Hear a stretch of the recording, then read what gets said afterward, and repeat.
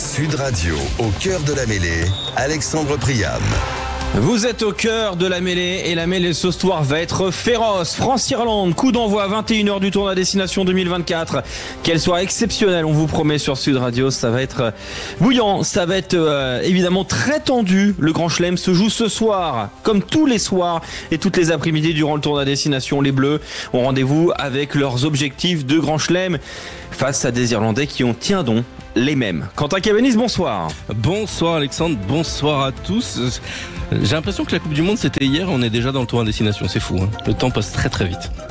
Et la tension, tu sais, la boule au ventre, elle est revenue. J'ai quasiment la même qu'en quart de finale. Je te cache pas quoi, il y a une petite boule au ventre de stress. Mais c'est à la fois cool et à la fois...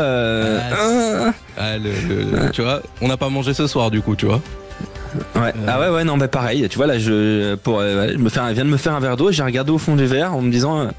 Est-ce qu'on va y arriver aujourd'hui ? Est-ce qu'on va y arriver ? C'est toute la question. Salut Clément Combe, comment ça va Clément ? Salut Alexandre, ça va très bien et salut à toutes et à tous. On vous pose une question, tiens, il y a un sondage Sud Radio que tu as lancé aujourd'hui sur la page Twitter Sud Radio Rugby. On va la rappeler ce sondage parce que il va un petit peu, on va dire, suivre notre avant-match jusqu'au coup d'envoi de 21h. Ouais, la question c'était qu'attendez-vous le plus de ce France-Irlande ce soir au Vélodrome à 21h ? La victoire obligatoire, l'intégration des nouveaux, des évolutions dans le jeu ou l'Irlande sans Jonathan Sexton, son maître à jouer depuis 15 ans.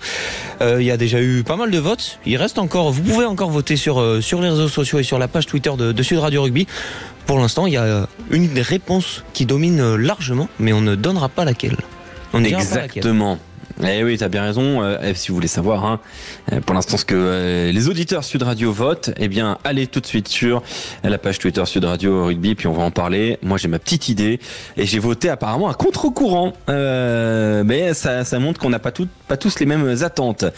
On fait un petit coucou aussi du côté, du Vélodrome. Salut Mathias, salut Philippe Spanghero. Vous allez faire l'avant-match avec nous. Salut messieurs, en direct du Vel. Salut. Bonsoir à tous. Salut tout le monde, heureux de se retrouver au Vélodrome dans cette ambiance Coupe du Monde, vous l'avez dit, mais on le ressent aussi, on a l'impression d'être revenu quelques mois en arrière. Déjà, on sait que ça a changé parce qu'en tribune de presse, on peut manger gratuitement. Ça c'est vrai. Ah ça c'est bien, ça c'est déjà une bonne chose. Est-ce que le Vélodrome sera plein ce soir, Mathias Merlot ? Effectivement, sous le signe de Philippe, toutes les places ont été vendues en 2 heures ici au Vélodrome et je fais un petit tour autour du Vélodrome.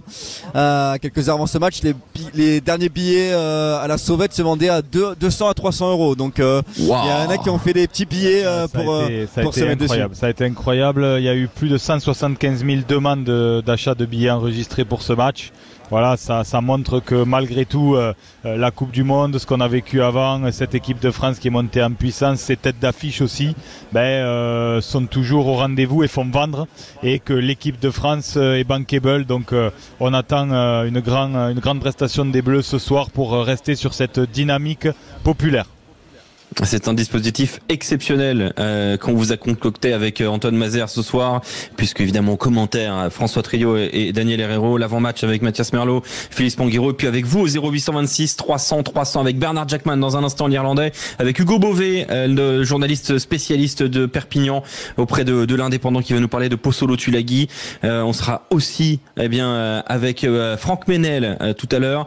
On écoutera Laurent Sampéré qui était l'invité d'Au cœur de la mêlée lundi. Voilà un programme vraiment exceptionnel qu'on va développer dans un instant. Mais d'abord, les informations de cette semaine dans la planète rugby. Quentin Cabanis, avec pas mal de petites infos de dernière minute. Exactement, ça concerne particulièrement le tournoi des 6 nations avec la maladie qui fait mal au tournoi des 6 nations après le forfait de Romain Taofifenua pour l'équipe de France.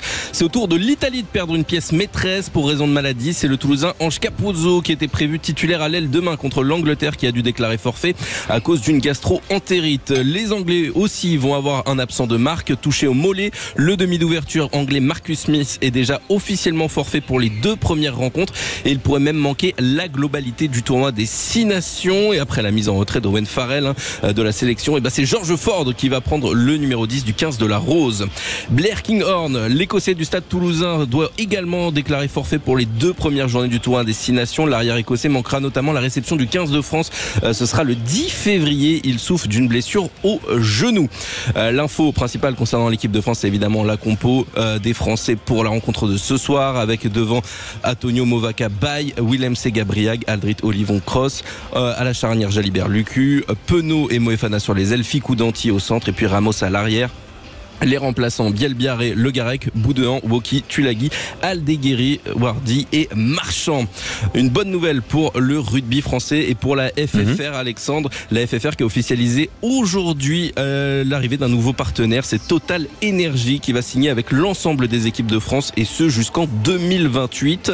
Une triste nouvelle en revanche pour le rugby en national, le dépôt de bilan du club de Blagnac, un dépôt de bilan posé mercredi. Le club était en déficit de près de 900 000 €. Et puis on termine avec une autre mauvaise nouvelle. Cette fois, elle concerne le top 14 et les Bayonnais touchés à la cheville contre Exeter. Le centre fidjien Cirelli Makala, le Bayonnais, va se faire opérer et pourrait ne pas revenir d'ici la fin du championnat, Alexandre. Avant de rentrer totalement dans l'avant-match avec Philippe et Mathias et vous, auditeurs au 0826 300 300, Philippe, est-ce qu'il y a une news comme ça là qui t'interpelle particulièrement, rapidement? Alors on va revenir après sur l'actualité et le 15 de France, ce début de tournoi, mais c'est le dépôt de bilan de Blagnac parce que les mauvaises nouvelles succèdent dans le rugby amateur et semi-amateur, et je crois qu'il y a une vraie sonnette d'alarme à tirer à la vue de cette situation, parce que dans certaines divisions on a vécu au-dessus de nos moyennes dans le rugby français, et il y a un gros travail à faire pour remettre les choses dans l'ordre, et que dans les divisions inférieures on n'ait pas ce genre de situation en cours de saison. Il y a eu un communiqué de presse aussi de Bourg-en-Bresse, de l'association de Bourg-en-Bresse en grande difficulté. Donc voilà, les mauvaises nouvelles se succèdent dans le rugby amateur. Et on a besoin par contre je fais comme je veux, et on a besoin de Daniel arrive. Daniel est là. Il vient d'arriver avec son plus beau bandeau. Coucou, Daniel. Voilà. Il vient faire coucou. Il a donc voilà, il y aura un petit café et après il sera là pour l'avant-match, évidemment. Non, alors donc je reviens juste sur l'info de Blagnac qui me permet de dérouler sur toutes ces mauvaises nouvelles qui se succèdent et autour desquelles il va falloir avoir une réflexion assez profonde.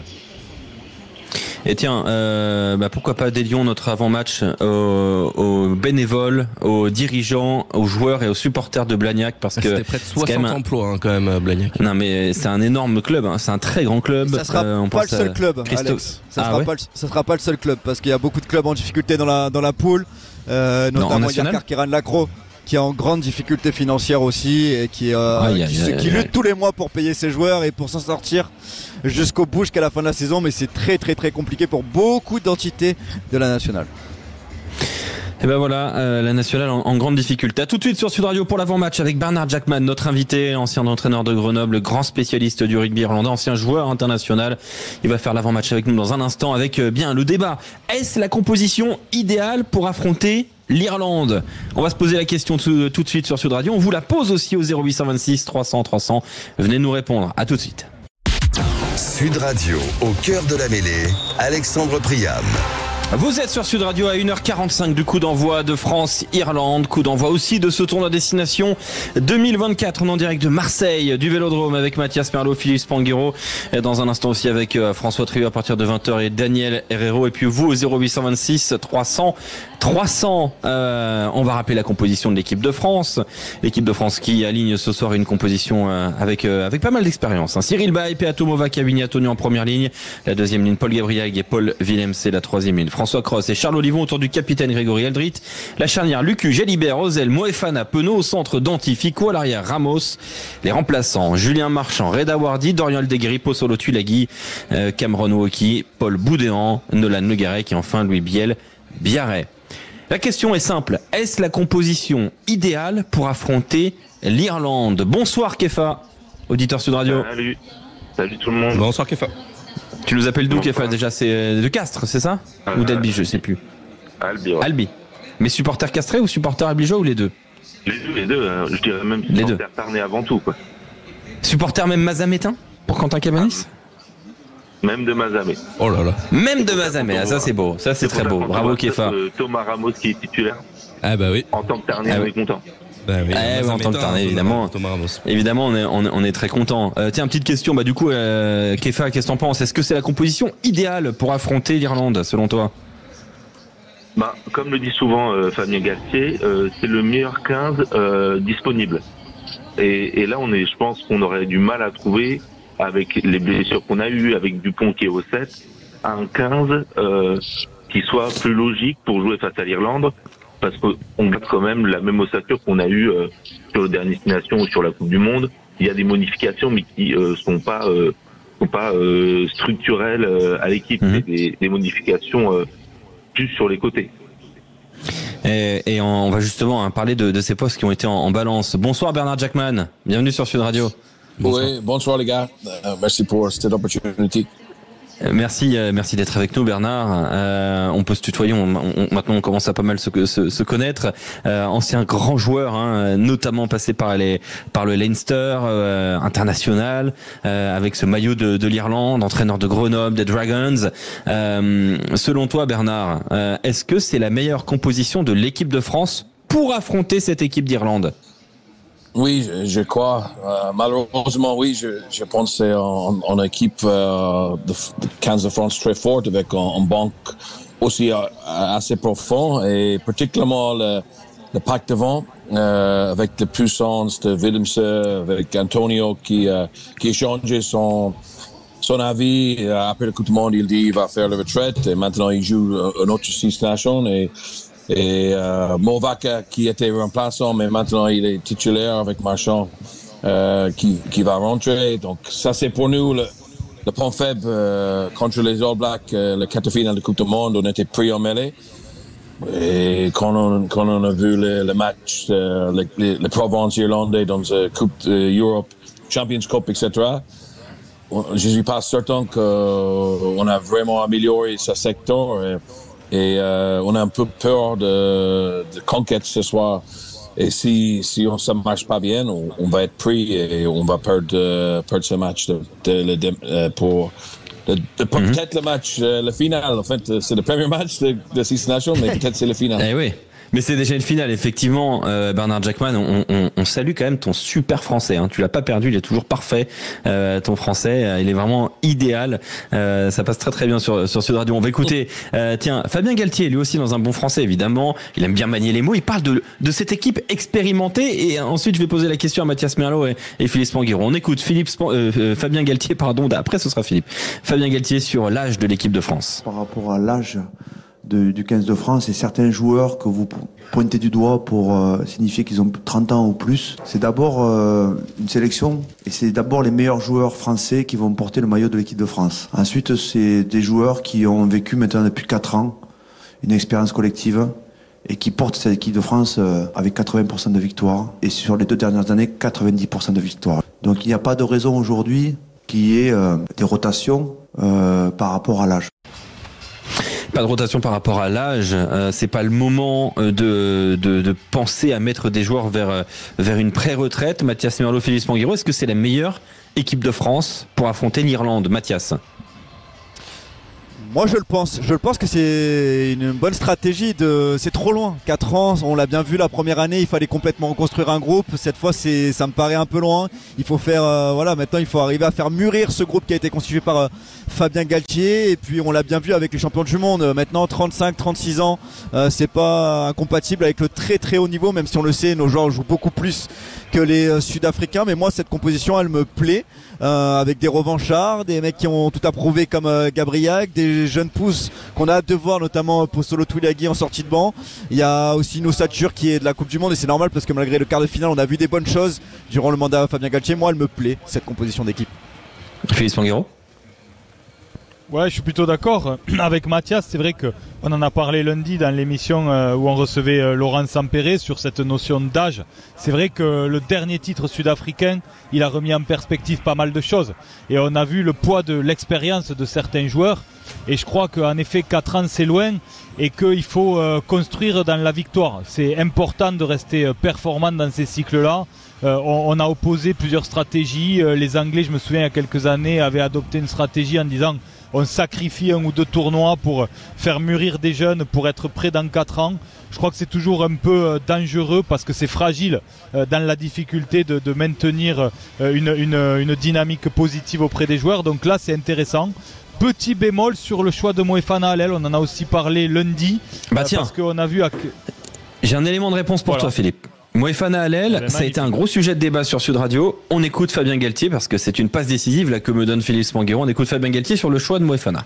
Yoram, en l'occurrence, qui est très en forme depuis le début de saison, qui a une dimension physique, un potentiel physique de pénétration, de contest, d'enchaîner les tâches, même sur mettre de la pression sur les rucks. On sait que les Irlandais vont nous proposer énormément de séquences, avec énormément de possession. Il faudra résister à ça. Le choix, c'était intensité courue ou intensité combattue. On a choisi l'intensité combattue pour commencer le match. Intensité courue, intensité combattue, le choix donc de l'équipe de France sur l'intensité combattue. On vient d'entendre Fabien Galtier et Patrick Arletaz, entraîneur adjoint en charge des 3/4 et de l'attaque du 15 de France. Philippe. Oui, alors je comprends et j'avais entendu cette déclaration de Fabien. Alors en effet, dans la densité physique, etc., on a un bout de la réponse. Le sujet, c'est sur le jeu aérien. Parce qu'on a eu un débat là aussi lundi avec Johan Huget qui disait que dans le dispositif de l'équipe de France, normalement, c'était pas aux ailiers à être les plus sollicités sur les ballons hauts. On a vu que face à l'Afrique du Sud, c'était Biel Biarré qui avait été ciblé et que ça amène 2 essais pour les Sud-Africains. Donc je doute pas un seul instant que Moefana va être beaucoup testé sous les ballons hauts dans une position à laquelle il est peu habitué avec l'UBB. Donc voilà, c'est un point d'interrogation. Après, bien sûr que sur le choix de la densité physique, puisque on sait à quel point ça va être dur et à quel point ça avait été compliqué en Irlande l'année dernière sur ce registre, on a la réponse, bien sûr. Bernard Jackman, est-ce qu'on a la certitude, parce que la déception elle a été aussi côté irlandaise, éliminée aussi un peu prématurément dans cette Coupe du Monde 2023, est-ce que vous aussi vous avez cette même rage qu'il y a côté bleu, parce que en France ça a été quand même très difficile à vivre, est-ce que cette douleur elle a existé aussi en Irlande, et est-ce qu'elle habite aujourd'hui cette équipe d'Irlande pour affronter les Bleus ce soir? Bernard. On t'entend plus, Bernard. On va essayer de régler la ligne. Kefa, juste un tout petit mot sur le choix Moefana, Louis Biel-Biarré. Kefa, auditeur Sud Radio. Est-ce que tu as été surpris de ce choix-là de la part de Fabien Galtier et de Patrick Arletaz? Non, surpris non, parce que on savait qu'il voulait aligner une composition qui est plus dans le combat, dans l'affrontement face à l'Irlande. Mais après, c'est sûr que on entendait Philippe Spanghero qui parlait des ballons hauts. Je pense que Biel Barré ou Moefana là-dessus, ça changera pas trop le problème. J'ai l'impression, un souci qui date même avant cette Coupe du Monde sur les ballons hauts, et que peu importe les joueurs qu'on a mis, le souci il était là et on a du mal à le résoudre, à bosser dessus. Pardon de te couper, mais c'est vrai qu'on avait rapidement, Philippe, il faut qu'on retourne avec Bernard. On avait trouvé un bout de réponse avec Dumortier qu'on a laissé en cours de route. Voilà. Ouais, c'est vrai que Dumortier est complètement sorti de la rotation. Je le disais, Bernard Jackman, est-ce qu'il y a la même rage, la même déception post-Coupe du Monde côté Irlande? Est-ce qu'elle nourrit aujourd'hui le 15 du trèfle pour affronter les Bleus ce soir? Oui, en fait, on n'est pas certain que on a déjà récupéré de cette choc de défaite contre les Blacks. Nos équipes irlandaises, que Leinster a été dominant en Europe, Munster et Ulster a fait un mauvais stage de qualification. Donc, mais aussi il y a le facteur de Farrell, Andy Farrell, notre entraîneur de chef. Il a énormément de respect de nos joueurs, donc on espère que avec le différent maillot et le maillot vert, ils vont retrouver leur meilleure forme et faire un bon match. On a fait 17 matchs sans défaite jusqu'à la quart finale contre les Blacks. Donc, la confiance, j'espère, c'est encore là et on peut faire un bon match ce soir. Mais je crois qu'il y a beaucoup plus joueurs plus en forme avec cette équipe de France que nous. On a un nouveau 10. Il a presque le même âge que Jalibert, mais pas la même expérience. Donc, et j'ai vu que Tulagi va être remplaçant, et 19 ans. Moi, je crois en Irlande, on est trop conservatif avec nos jeunes joueurs. On donnait pas on donnait pas la chance assez tôt. On attend. Donc, tu es en train de dire que Sam Prendergast, qui est juste partenaire d'entraînement, devrait tout de suite avoir des feuilles de match? Oui, moi j'étais l'entraîneur de Prendergast avec son école, donc je le connais depuis il a 16 ans. Et il a vraiment le talent, il a vraiment la mentalité pour faire les choses, mais il est le 3e choix à Leinster, donc il joue pas assez, et ça c'est le problème pour nous avec que 4 équipes et avec le fait que le meilleur centre de formation c'est à Leinster, les jeunes joueurs ne veulent pas partir et ils ont bloqué, donc non, ça c'est pas un débat pour ce soir, mais je crois le système. Non mais c'est très intéressant. Oui, c'est très intéressant, Bernard, parce qu'on dit souvent que Kieran Frawley, Jack Crowley, Burn sont là par intérim en attendant Sam Prendergast. Du coup, ça met quand même une pression particulière à Jack Crowley qui sait que ses heures sont déjà comptées à ce poste-là probablement. C'est dur quand même pour un numéro 10 qui passe en plus après Johnny Sexton. C'est quand même particulier, Bernard. Et il y a beaucoup de pression sur Jack Crowley ce soir parce que tout le monde dit est-ce qu'il est le vrai remplaçant pour Sexton ou O'Gara ou Humphries qui était dominant dans ce poste devant. Mais moi je crois que Jack Crowley il est un très bon joueur, mais on peut pas demander le même performance que Sexton ce soir. Il faut que on est très patient avec lui et il faut que nos packs devant lui ils ont assez capable à gagner le bon ballon et relancer le ballon avec vitesse, parce que si le ballon de rook c'est pas vite, nos jeux c'est mort. Donc ça c'est le challenge. Donc non. Ce soir, ça va poser plus de questions que réponses, je crois. Merci beaucoup, Bernard, d'avoir été avec nous sur Sud Radio. Tiens, ton pronostic, Bernard. On veut le score parfait. Bon match. Le score que tu vois, Bernard. Est-ce que tu l'as? Oui, 20 points pour France et 15 points pour Irlande. Ah bah très bien, on t'engage. On le ravitera. Voilà. Mais ça nous va très bien. Merci Bernard, c'est très gentil ça. Merci Bernard. Kefa, ton pronostic, on l'attend aussi. 20-15 a dit Bernard Jackman. Qu'est-ce que tu nous dis toi, Kefa? Moi je vois un match plus serré. J'aurais dit 22-20 pour la France. Ah c'est 22-20, 20-15. Enfin, de toute façon, j'ai bien compris, Kefa. Hein. On va trembler combien de temps? 79 minutes? 80 minutes? Il y a plus Sexton pour mettre des drops à la dernière seconde qui nous crucifie, mais je pense que jusqu'à la dernière minute, on aura une petite goutte de sueur. Bon, ça va être particulier ce soir. Merci Kefa d'avoir été avec nous. Tu es toujours le bienvenu sur Sud Radio. Kefa du Tarn, Castré, Albigeois, magnifique département de rugby. Dans un instant, tiens, on ira du côté de Brive avec William, notre auditeur. On ira aussi avec Hugo Beauvais, journaliste à l'indépendant, spécialiste de l'USAP. Il sera à Marseille avec nous au poste commentateur avec Philippe Spanghero pour parler, du nouveau venu Posolo Tulagi sur la feuille de match, 19 ans. On continue l'avant-match à 1h30 du coup d'envoi. Sud Radio, au cœur de la mêlée, Alexandre Priam. Vous êtes au cœur de la mêlée, au cœur de la tribune de presse du stade Vélodrome avec toute l'équipe Sud Radio Rugby. On a 1h30 maintenant du coup d'envoi de France-Irlande pour donner le top départ de ce tournoi des destinations 2024. On est avec Quentin Cavanis, toujours Clément Combe, Antoine Mazer, avec Philippe Spanghero en direct de la tribune de presse, et on est avec Hugo Beauvais. Bonsoir Hugo, comment ça va? Très bien, merci Alex. Très heureux de t'avoir sur Sud Radio. On va rapprocher un peu le micro, on t'entend pas très bien. Hugo, journaliste de l'Indépendant, en charge du suivi de l'USAP notamment. On va parler dans un instant de Posolo Tulagi. On accueille aussi William de Brive. Salut William. Enfin de Malmort exactement. Ouais, bonsoir à tous. De Malmort. Comment ça va William? Pour moi c'est Brive. Mais... Ça va, très bien. Chaud, ça va. Vaut mieux dire William de Brive ou William de Malmort, dis-nous. Alors maintenant Brive. Maintenant tu peux dire Brive, c'est bon. Ah. Mais il déménage toutes les semaines, William, c'est impossible à suivre. C'est incroyable, un véritable globetrotter. On va se poser une question poste par poste. Quelle équipe est la plus forte entre l'Irlande et la France?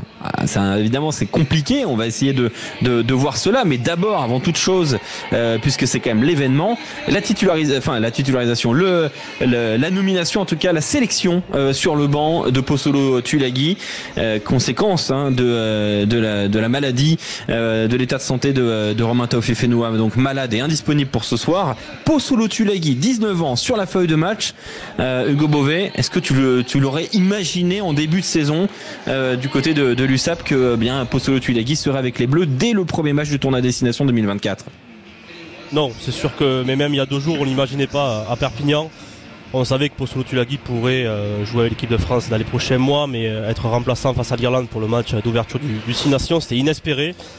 Mais au final, quand on voit le début de saison qu'il fait avec l'USAP, c'est le meilleur joueur catalan depuis quasiment un an maintenant. Donc c'est plutôt logique de le voir là, mais c'est un jeune joueur, mais il a passé tous les tests avec brio, première titularisation en top 14, le mondial U20, il a été très bon. Maintenant, il est capable d'enchaîner 80 minutes en top 14. Maintenant, on va voir face à un match face à l'Irlande, qui est un très gros pack, comment il va pouvoir répondre face à ce gros défi. Je sais que toi, Philippe Spanghero, qui est avec nous aussi sur Sud, Philippe, tu émettais un petit peu quelques doutes et légitimes, doutes que je partageais et qu'on avait aussi avec Julien Thomas sur sa capacité déjà à 19 ans de passer au niveau international et d'y être performant face à une telle équipe d'Irlande. Est-ce que tes doutes persistent, Philippe? Alors mes doutes persistent sur la durée, la durée qu'il a de capacité à ce rythme-là. Parce que c'est vrai qu'on voit que c'est un joueur jeune, lourd, qui apporte beaucoup. On avait eu le débat quand il était même question de le mettre titulaire. Et moi j'avais dit que je pensais pas qu'il soit à même de démarrer un match comme ça. Et en effet on retrouve Villemc qui va amener sa densité. Voilà, la vraie question, on en a parlé avec Jack tout à l'heure, c'est l'apport du banc. On sait à quel point c'est important aujourd'hui. Jack l'a dit, c'est là-dessus que les Irlandais perdent leur match contre les... Bernard en a parlé tout à l'heure. C'est là-dessus que les Irlandais perdent leur quart de finale contre les Blacks en partie. C'est là-dessus qu'on perd nous notre quart de finale contre l'Afrique du Sud. Donc ça va se jouer là-dessus. C'est quelle capacité il va avoir, à quel moment le staff va décider de le faire rentrer. Est-ce qu'on fait tourner vite en début de seconde période? Et après la question encore, c'est si jamais il y a un blessé en deuxième ligne assez vite dans le match. Là ça peut poser question. Là moi je pense que ce sera plutôt une rentrée de Woki si c'est assez vite dans le match. William, quel est ton avis? Est-ce que Posolo Tulagi c'est un risque? Est-ce que le côté risque d'un côté et le côté chance et ce qu'il peut apporter dans le match, la balance tu la vois pencher où toi? Moi je le vois complètement dans le positif quoi. Il a même pas 20 piges, il est plein de bourre, il est gaillard, il va vite, il peut porter les ballons. En défense il cabosse les mecs. À Perpignan, malgré son jeune âge, c'est lui qui dans les fins de match quand c'est important est capable de mettre la main sur le ballon, soit pour marquer, soit pour créer de l'avancée. On a quand même une génération qui fait pas son âge. Voilà, maintenant avec le système de formation, ils arrivent à 19 ans et ils sont plus jetés en équipe première ou en équipe de France sans préparation. Il y a tout un processus dans les catégories espoirs, dans les sélections de jeunes. Donc à 19-20 ans, ils ont l'expérience qu'avait un joueur de 27-28 ans il y a encore 12 ou 15 ans. Donc pas d'inquiétude du tout sur son âge. Très, très content au contraire parce que c'est un profil de deuxième ligne qu'on voit de moins en moins. On est plutôt sur des deuxième lignes à plus de 2 mètres et à qui on demande de courir. Mais on se rend compte que les équipes qui gagnent ont une deuxième ligne qui ferraille et qui porte le ballon. Donc il peut pleinement coller aux besoins de l'équipe de France. Et ce soir, il est capable de faire une fin de match qui va être forcément un petit peu serré. Je le sens capable de porter le ballon dans les moments importants, oui. Hugo Beauvais, journaliste de l'Indépendant en charge de l'USAP, du suivi de l'USAP, 30 matchs de top 14 et des semaines durant, on entend Posolo Tulagi pourrait être pilier droit. Est-ce qu'il pourrait pas plutôt être troisième ligne? Pourquoi on a envie de le changer de ce poste de deuxième ligne? C'est la question qu'il faut poser un peu à tous ces spécialistes parce que Posolo Tulagi l'a dit, il veut pas jouer pilier droit. Pour le poste de numéro 8, il est encore trop lourd pour jouer à ce poste. Et il a joué en espoir notamment quelques mois seulement. Mais c'est ce poste de numéro 5 qu'il a été passé par Patrick Arletaz, le manager de l'USAP l'année dernière, qui est aujourd'hui l'entraîneur de l'attaque du 15 de France et qui l'a positionné à ce poste de numéro 5. C'est là où il peut apporter le plus finalement parce qu'il y a moins de courses à faire qu'en numéro 8 et notamment à Perpignan il peut apporter de suite en premier attaquant. c'est là où il se sent le mieux aujourd'hui, c'est là où lui veut jouer et c'est là qui visiblement Fabien Galtier veut aussi l'utiliser. Et il avait dit dans une interview que bon, le poste de pilier droit c'était pas pour Posolo Tulagi, donc à mon avis il y a plus une carrière en numéro 5 pour lui à l'avenir. Philippe Spanghero, c'est vrai qu'il correspond pas tout à fait au standard actuel. Je pense notamment, tu vois, à des adversaires qu'il va affronter aujourd'hui, ou qu'il pourrait affronter aujourd'hui, notamment, tu vois, t'as Tag Burn, même Joe McCarthy, t'as parfois, un Thibaut Flamand, qui pourrait avoir le numéro 5 dans le dos aussi, qui a totalement un profil différent. Est-ce que ce profil-là, Tulagi, a réellement un avenir à ce poste-là, selon toi? Honnêtement, il est très atypique ce profil parce qu'on peut le comparer à quoi au niveau mondial? On peut le comparer à Meafou et à Skelton, pas à grand monde d'autres. Donc on voit en effet que Skelton ça marche parce qu'il a l'expérience et il a la dimension physique pour encaisser le rythme de la haute intensité plus longtemps. Et Meafou qui est un peu plus en avance dans l'âge par rapport à Tofifenua, un peu plus affûté aussi physiquement. Donc c'est des profils en effet très atypiques. Moi je crois qu'il faut qu'on trouve cet entre-deux. On a vu en effet que l'équilibre, on a joué avec Woki et Flamand. On voit contre les nations avec lesquelles ça tape très fort, comme l'Irlande ce soir, on le verra, on sera vite fixé, ou comme l'Afrique du Sud en quart de finale de Coupe du Monde qui manque quand même quelque chose. Et donc il faut qu'on arrive à tout prix à densifier sur ce poste de numéro 5.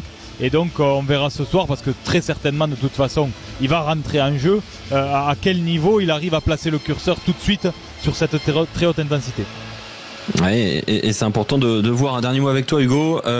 Aujourd'hui, Posolo Tulagi devrait faire ses premières minutes en bleu. Est-ce qu'il y a des inquiétudes parmi les supporters catalans de ne pas être en mesure de le garder justement très longtemps du côté des Pyrénées-Orientales de la terre catalane? Bon, officiellement, il est sous contrat jusqu'en 2026, mais c'est vrai que comme un peu à l'époque avec Melvin Jaminet quand il est parti au Stade Toulousain, il y a des clauses qui existent. Et si un gros club veut mettre le prix pour acheter Posolo Tulagi, l'USAM ne pourra pas forcément s'aligner. Mais aujourd'hui, le projet tourne autour notamment de Posolo Tulagi. Un joueur de 19 ans qui est international, qui peut être international dès ce soir. C'est pas souvent à Perpignan. Bon, il y a eu Melvin Jaminet il y a 2-3 ans. Mais le projet catalan tourne forcément autour de Posolo Tulagi. C'est un jeune joueur formé au club qui a la licence à l'USA depuis ses 6 ans. Pour un club comme Perpignan qui est l'avant-dernier budget du top 14, c'est inespéré aujourd'hui finalement d'avoir un joueur comme ça en équipe de France. Maintenant il faudra qu'il prouve au haut niveau tout ce qu'il prouve avec l'USAP, mais dans le camp catalan on en a parlé un peu avec le staff hier en conférence de presse, il n'y a aucune inquiétude, tout le monde pense qu'il va être au niveau ce soir s'il rentre ne serait-ce 15 ou 20 minutes face aux Irlandais. Maintenant, c'est à lui de jouer, c'est ces performances qui diront s'il est au niveau ou pas. Merci beaucoup Hugo d'avoir été avec nous sur Sud Radio. On suit évidemment régulièrement tes articles au sein de l'Indépendant, excellent journal régional de terre catalane et amoureux de rugby. Merci Hugo. Merci beaucoup. On va se projeter un petit peu avec toi William, avec Philippe Spanghero, avec Mathias Merlot dans un instant. Poste par poste, je vais vous donner donc les duels et vous allez me dire en tour de table express quel est le joueur selon vous le meilleur des deux. C'est aussi simple que ça. Quentin Cavani, c'est clair? Ah ouais, si j'ai compris, tout le monde doit avoir compris. Voilà. Parfait. Cyril Bay, Andrew Porter. Porter pour William. Philippe. En ce moment, Porter. Clément. Porter. Et Philippe, dis à Mathias de mettre son micro-casque, on l'entend de loin. Peato Movaca ou Dan Sheehan? Quentin Cavanis. Movaca. Vous êtes certain avec Peato Movaca, Movaca. Dan Sheehan est une référence mondiale. Dan Sheehan. C'est le meilleur. Pour moi, Movaca c'est le meilleur. Movaca c'est le meilleur, vous êtes sûr et certain. Tiens, écoutez Fabien Galtier à propos de Peato Movaca, parce que c'est un choix fort. Peato Movaca titulaire à la place de Julien Marchand. Peato a été très performant pendant la Coupe du Monde, il a été en capacité de prendre le relais de Julien en tant que starter. Peato a pris le relais, a pris le maillot, et c'est vrai qu'aujourd'hui Peato est en grande forme. Julien revient, il a été opéré du genou, il s'est soigné la jambe, et il commence à enchaîner maintenant les matchs, donc il est en capacité déjà de porter le maillot. Être finisseur, c'est finir le match. C'est les hommes qui vont faire en sorte qu'à la fin du match, on lève les bras. La responsabilité suprême, conclure le match. On est en train de faire poste par poste, selon vous, quels sont les meilleurs joueurs entre l'équipe de France et l'équipe d'Irlande. Donc on vient de faire Cyril Bay, Porter, vous étiez tous d'accord pour Porter. Ensuite, Movaka, Chian, vous étiez tous d'accord pour Movaka. Mathias Merlot, tu confirmes toi aussi? J'aime bien Chian moi quand même, hein, mais on va dire, allez, patriotisme fait que Movaka, on va flancher pour Movaka. Il a un petit Antonio Furlong. Furlong. Oh. Furlong, William. Ouais. D'accord. Capacité à apporter les ballons, à renouveler les efforts. Il est avec le poids qu'il fait, c'est quand même assez impressionnant ce qu'il est capable de dégager. Donc Tad Furlong devant Antonio. Quentin Cavanis. Antonio Furlong. Antonio. Philippe Spanghero. Furlong. Mathias Merlot. Antonio. Clément. Furlong. Oh mais c'est pas vrai. Bah moi je vais dire Antonio. Voilà, je fais pencher la balance. Gabriel McCarthy. Alors là pour le coup celui-là on l'attendait pas ce duel. Hein. C'est un duel un petit peu nouveau. Dites-moi les gars. Alors. McCarthy. Ouais, McCarthy. Ah, moi je le connais pas. L'Irlandais. McCarthy, Patrick McCarthy peut-être. Ouais. Joe McCarthy donc face à Gabriel. Paul Villemc, Tagburn. Tagburn. En France, c'est très fort quand même en forme. Mais là, François Crosby, Thomas Oni. Ouf. Cross. O'Mahony. Après, il a Milan. Charles Olivon, Josh Van Der Fleer. Bon, celui-là, c'est dur aussi. Celui-là, c'est dur. Troisième ligne, ça pique quand même. Charles Olivon pour sa capacité à finir les coups. Allez, on vous écoute, on va suivre William. C'est un bon argument. Ouais, c'est un bon argument le côté de finir les coups. C'est vrai que moi j'allais pencher pour Van Der Fleer, mais Charles Olivon qui finit les coups, ça me plaît bien. Après Mathias, si tu choisis pas le mec de Toulon, c'est terrible. Philippe. Moi j'aimais bien rester silencieux, là ça m'allait bien. Olivon. Tiens Philippe, Aldrit ou Kylan Doris? Aldrit. Ouais, Aldrit aussi pour moi. Aldrit, on est tous d'accord. Ouais, le tracteur. Lucu ou Gibson Park? Lucu. Max Lucu, ouais. Ouais, Lucu. Jalibert ou Crowley? Il n'y a pas de discussion. Jalibert. Ouais. Jalibert. Pardon d'avoir posé la question. Moefana ou Lowe? Danti ou Aki? Aki. Aki. S'il veut, Aki, ouais. Il veut, ouais. Non, mais il veut souvent avec l'Irlande. Ficou ou Encho? De Porter.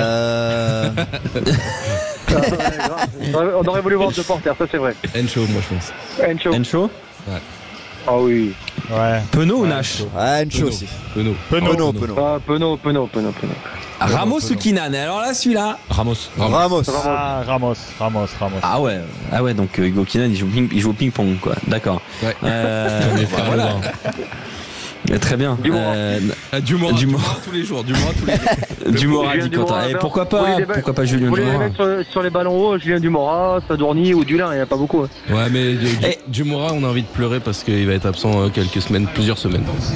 Et quand même, là quand on fait un peu le duel poste par poste, on se rend compte quand même que ça va être très dur, qu'on se pose des questions sur pas mal de postes. C'est quand même assez tendu. Bah tiens, justement, quand même, on reste sur une défaite en quart de finale de Coupe du Monde face à l'Afrique du Sud. C'était une défaite qui nous a fait mal.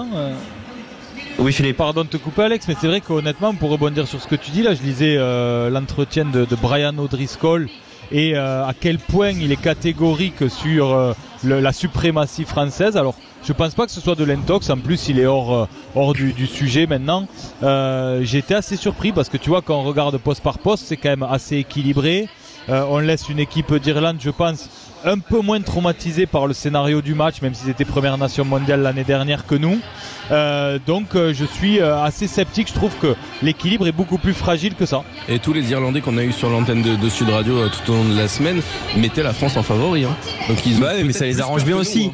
Non mais quand même, là on passe d'un quart de finale perdu face à l'Afrique du Sud et le premier match qui vient suivre ça, c'est l'Irlande. Pour jouer peut-être directement le Grand Chelem. Ça met quand même un petit peu de pression sur les Bleus. On écoute Fabien Galtier qui parle quand même de cet enchaînement diabolique. Conscience de l'enchaînement qu'on a, c'est-à-dire Afrique du Sud champion du monde et là aujourd'hui numéro 2 mondial qui a connu aussi la défaite en quart de finale. Mais la défaite fait partie du chemin, l'obstacle fait partie du chemin. Et en fait, je pourrais dire que nous apprécions ce contexte. Pression, injonction, ça ne pose pas de problème, on est là pour ça, on est solide. Ce sont des postes à mission lourde qu'on assume totalement depuis 4 ans et qu'on va continuer à assumer avec plaisir et avec détermination. Voilà donc Fabien Galtier qui parle de la pression de jouer quand même 2 énormes nations, Félix Panguero. C'est vrai que pour se remettre en selle, l'Irlande c'est pas cadeau. Non, c'est pas cadeau, mais à la fois, qu'est-ce qui vaut mieux? Là, tout de suite, voilà, les joueurs ont besoin de passer à autre chose, on le répète, mais cette défaite en Coupe du Monde a été un vrai traumatisme, beaucoup plus que lors des éditions précédentes, pour tout un tas de raisons. Et donc, c'est bien de savoir exactement où on en est. Et on affronte une équipe qui a vécu le même scénario que nous, blessée, parce que elle avait dominé le rugby mondial les mois et les années qui précédaient cette Coupe du Monde. Donc voilà, je crois que c'est bien pour se jauger de commencer dans le dur tout de suite, parce que c'est vrai qu'il y a des équipes qui, sans leur faire offense, sont un peu plus favorables. Je trouve beaucoup plus intéressant pour notre nouvelle dynamique là qui doit s'amorcer de commencer comme ça, par exemple, que contre l'Italie. Alex, on aurait gardé entre guillemets un petit mal de tête, on n'aurait pas eu les réponses à nos questions. Oui. Ah là on passe au révélateur ce soir. Oui Mathias, rapidement. Alex, très rapide si je peux, parce que j'ai eu la chance de parler à Charles Olivon il y a de ça 3 semaines longuement de ce traumatisme et de cette envie de passer à autre chose, et lui il était catégorique également. Il voulait du gros pour fermer la plaie, pour remontrer, pour remettre un peu tout le monde à la page et rappeler que l'équipe de France c'est une grande équipe du rugby mondial. Pour terminer sur ce sujet-là, William, avec toi, ton pronostic ce soir pour France-Irlande.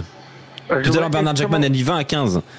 Ouais, un peu large. Je vois extrêmement serré. Je vois 23-22 pour l'Irlande. Alors, ça se resserre. Tout à l'heure, Kefa dit 22-20. On passe de 5 points d'écart à 2 points d'écart, puis 1 point d'écart. Ouais, on n'est pas loin du match nul. Exactement, merci William d'avoir été avec nous. On se retrouve évidemment ce week-end pour en parler à la suite de cette rencontre. Tu es toujours le bienvenu sur Sud Radio Rugby. Dans un instant, tiens, Angleterre, Écosse, Italie, Pays de Galles. Quel outsider peut changer la donne et se retrouver à viser le titre? On se pose la question dans un instant avec vous au 0826 300 300. Sud Radio, au cœur de la mêlée, Alexandre Priam. Bienvenue sur Sud Radio, on a un peu plus d'1 heure du coup d'envoi de ce tournoi Destination 2024. Vous êtes sur la radio du rugby en direct de Marseille, du Vélodrome, avec ce soir France-Irlande, l'équipe de France post-Coupe du Monde, qui a rendez-vous donc avec le chapitre 2 du grand mandat de Fabien Galtier. C'est le début de ce chapitre pour nous amener jusqu'à la Coupe du Monde 2027. Mais restons sur ce tournoi Destination avec avec un angle un peu plus large avec Clément. Tiens, on va en parler avec toi Clément, puis avec Corentin de Mourinx. Salut Corentin. Salut à vous. Comment ça va Corentin? Eh bien ça va, je suis prêt à assister à ce beau match en perspective. Ah bah oui, supporter de la section ou pas à Mourinx? Non. non. Je supporte 2 clubs. Mon club de cœur, La Rochelle et ainsi que le Stade Toulousain. Voilà. Ouais, j'ai 2 clubs de cœur. Ouais. Jusqu'à La Rochelle, c'était très bien. Et puis ça a glissé un petit peu. Bah écoute, au moins niveau des titres, tu sais que généralement t'en gagnes au moins 1 par an, voire 2. En fait, c'est simple. Je suis originaire de La Rochelle, donc. Mais où ça, La Rochelle, tiens, Corentin? De Mireuil. Voilà. Ah bah oui, d'accord, ok, bah oui, très bien, oui, oui, tout à fait. Bah La Rochelle Nord, pas très loin de Flandre en fait. Hein. C'est ça, oui, j'ai fait mon école de rugby là-bas et mes parents ont déménagé dans le sud-ouest. T'étais à Saint-Exupéry au lycée? Non, j'ai arrêté en école primaire. Ah oui, voilà. D'accord. On connaît bien de toute façon le coin là-bas. Hein. Corentin, la question que j'ai envie de te poser ce soir: Angleterre, Écosse, Italie, Pays de Galles. Quel outsider parmi ces équipes-là peut changer la donne et se retrouver à jouer le titre? Est-ce qu'il y en a une ou plusieurs équipes, donc parmi les non favoris, que sont l'Angleterre, l'Écosse, l'Italie ou le Pays de Galles, est-ce qu'il y a une ou plusieurs équipes qui pourraient, pourquoi pas, se mêler à la course au titre, selon toi? Bien sûr, pour moi il y en a 2 particulièrement. Évidemment l'Écosse qui malgré tout a fait une belle Coupe du Monde, même si ça a été compliqué. Je trouve qu'ils sont quand même assez bons. Ils font des belles surprises et tout, et ils jouent bien et tout. Et puis l'Angleterre qui a été quand même en demi-finale, c'est les Anglais, faut pas les enterrer. C'est ce qu'on avait dit au début de la Coupe du Monde. Beaucoup les voyaient finis, etc. Et puis ils étaient tellement finis qu'ils ont fini en demi-finale. Voilà. Mais malgré tout, faut quand même se méfier aussi du Pays de Galles. Mais bon, même si c'est l'équipe limitante, mais ouais, je pense l'Écosse et l'Angleterre pour moi. L'Écosse et l'Angleterre pour toi, Quentin? Moi, franchement, à part la France et l'Irlande, j'ai du mal à voir une autre équipe. Toi, t'as le droit de me dire aucune, hein, tout à fait. Non, moi, Clément, est-ce qu'il y a une équipe comme ça, un outsider qui peut changer la donne et se retrouver à jouer le titre? S'il y en a bien une, c'est l'Écosse et personne d'autre. Ah ouais? L'Écosse et personne d'autre. Pourquoi? Qui peut venir jouer les outsiders. Après, il y a France et Irlande qui sont. Tout à fait. Pourquoi? Parce que pour avoir travaillé là sur les 6 nations toute la semaine, l'Écosse a plusieurs facteurs en sa faveur. Déjà, j'ai la sensation que ce 6 nations est un 6 nations de questionnement pour chacune des nations. Il y a beaucoup de questionnements par rapport. Ce qui le rend très excitant d'ailleurs. Ce qui le rend très excitant effectivement. Et paradoxalement, j'ai l'impression que c'est l'Écosse qui en a le moins, même s'ils ont des blessés, des absents. J'ai l'impression que c'est pas forcément l'équipe qui a le plus de continuité, mais c'est la sélection qui a le moins de questionnements. Et c'est surtout, même s'ils n'ont que 2 réceptions, c'est l'équipe qui a un calendrier favorable. Parce qu'en fait, ils se déplacent 3 fois, mais ils se déplacent au Pays de Galles et en Italie. Et en Irlande. Et en Irlande, mais en Irlande, du coup, ça va tousser en Irlande, oui. Antoine Mazère, je crois, mais pour l'Écosse. Mais l'Irlande, c'est le 16 mars. Peut-être. C'est le 16 mars, et c'est le final. Match. Le seul truc qui joue pas en leur faveur au niveau du calendrier, c'est que. Tu veux que je t'en donne une autre finale, moi j'en ai une autre finale. Il y a France-Angleterre. Ouais. Moi, je vois les Anglais. Je vois les Anglais très embêtants. Le seul souci qui joue pas dans mon argumentaire, c'est que l'Écosse n'a pas gagné depuis 22 ans au Pays de Galles. Si je dis pas de bêtises, 22 ou 23 ans. Donc, on aura la réponse demain s'ils vaincront cette malédiction. Mais je vois dans les années 2010, ils avaient failli gagner, mais il y avait un immense Shane Morgan, j'ai perdu le nom de cet ailier extraordinaire. Shane Williams, pardon, qui avait mis un essai à la 80e pour empêcher cette victoire de l'Écosse. Moi, je mets une petite pièce sur l'Angleterre. Est-ce que je me voile la face, Corentin? Non, l'Angleterre, faut toujours se méfier des Anglais, on le sait. Quand tu vois la Coupe du Monde qu'ils ont fait. Ouais, beaucoup les voyaient enterrés. Ouais, non, mais oui, tout à fait ce que j'ai dit. Beaucoup les voyaient enterrés, morts, et voilà, ils ont fini en demi-finale. Bon, ils ont perdu d'1 point contre les Sud-Africains, même si les Sud-Africains, à l'inverse du quart, ont été beaucoup sanctionnés, mais ouais, non, moi je me méfie toujours des Anglais. Toujours se méfier des Anglais, on sait jamais. Mais ça. Sortir quelque chose de un match, qui faut et moi je suis très très inquiet de ces Anglais et je vois d'ailleurs sur les réseaux sociaux il y a Ed notre confrère irlandais en Irlande nous dit attention à l'Angleterre aussi. Je partage. Je suis aussi particulièrement inquiet de cette équipe anglaise mais qui ça se trouve demain va s'incliner à Rome. Et nous ne serons pas malheureux. Merci beaucoup Corentin d'avoir été avec nous pour parler rugby. Toujours un grand plaisir de te recevoir sur Sud Radio et donc le Stade Rochelais qui va donc jouer ce week-end et avec un match d'ailleurs qui sera en direct sur Sud Radio. Ce sera dans le multiplex face à Montpellier. Voilà. Je le rappelle. On se retrouve demain avec du top 14 et la 14e journée. Merci beaucoup Corentin. Merci beaucoup. Merci d'avoir été sur Sud Radio Rugby. Dans un instant, on continue l'avant-match. On change les hommes au micro de Sud Radio avec François Trio et Daniel Herrero pour vous emmener jusqu'au coup d'envoi de cette très grande soirée de rugby. Sud Radio, la radio du rugby.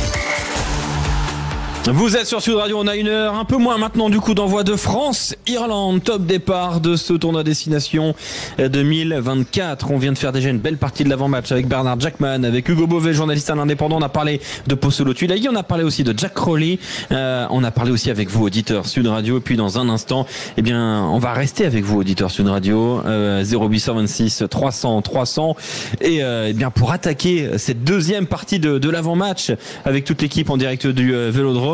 Cette France aussi qui retrouve les Bleus après cette Coupe du Monde douloureuse. Les supporters ont rendez-vous donc du chapitre 2 du mandat Galtier. Bonsoir François Trio et Daniel Herrero. Salut Alex, salut à tous, bien sûr, et bonsoir Daniel. Amis du jour, bonsoir. Amis du soir, évidemment, on est heureux de vous accueillir sur les ondes de Sud Radio dans ce magnifique stade de Vélodrome. On est très content de t'entendre, en l'occurrence Alex et de toute l'équipe de Sud Radio qui est sur le pont pour que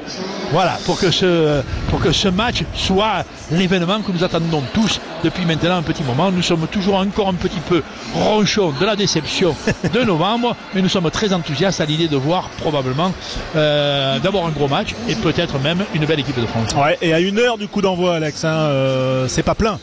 On est inquiet. On sait pas si ça va vraiment être plein, mais on imagine. C'est annoncé à 62 000, donc normalement, c'est clafi, comme ici on dit en Provence. Il y a eu 175 000 demandes pour assister au match. Les places ont été vendues en 2 heures, nous dit-on.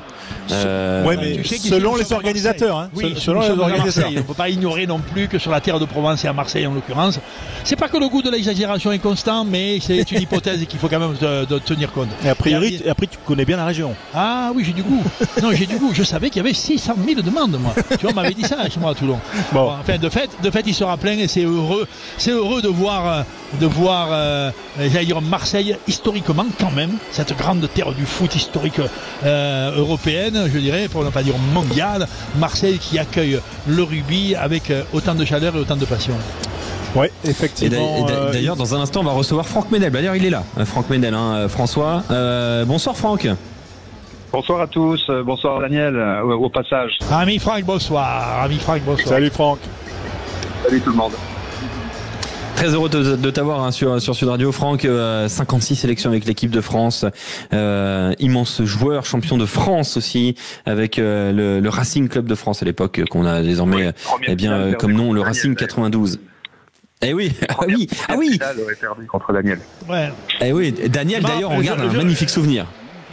Non, je dirais pas ça. Tu le dis pour moi. Je garde incontestablement quand même une joie, mais je garde aussi très honnêtement de cette je garde de cette époque et de ce match-là une joie un peu plus qu'individuelle. Le club avec lequel j'étais très attaché l'avait emporté d'un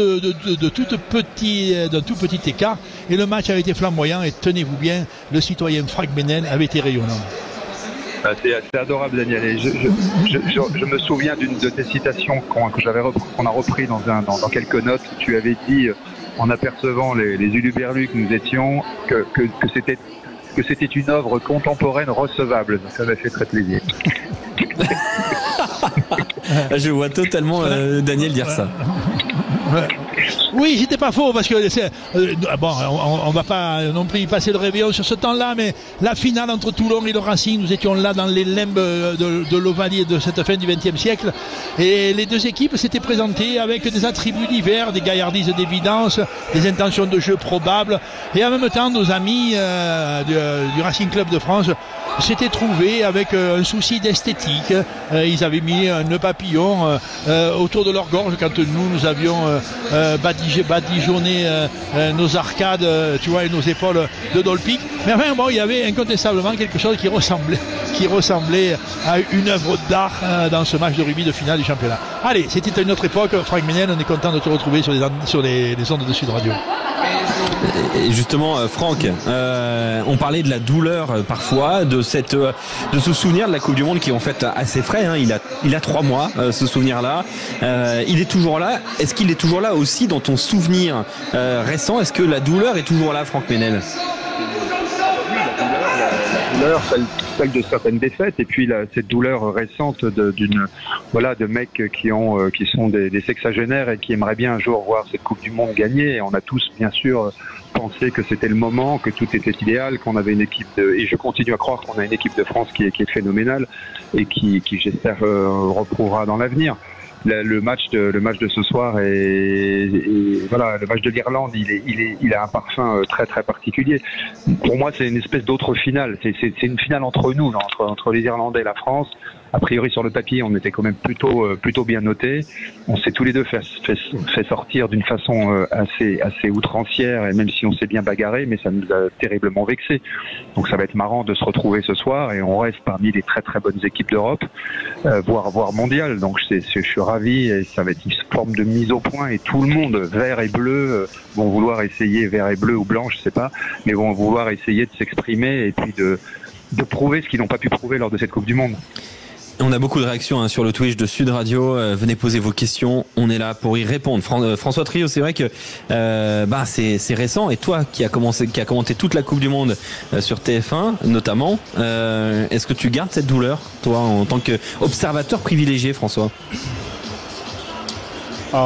Oui, quand même. Je pense qu'il y a peu d'occasions dans le sport et dans l'histoire du sport où on avait la possibilité d'être champion du monde.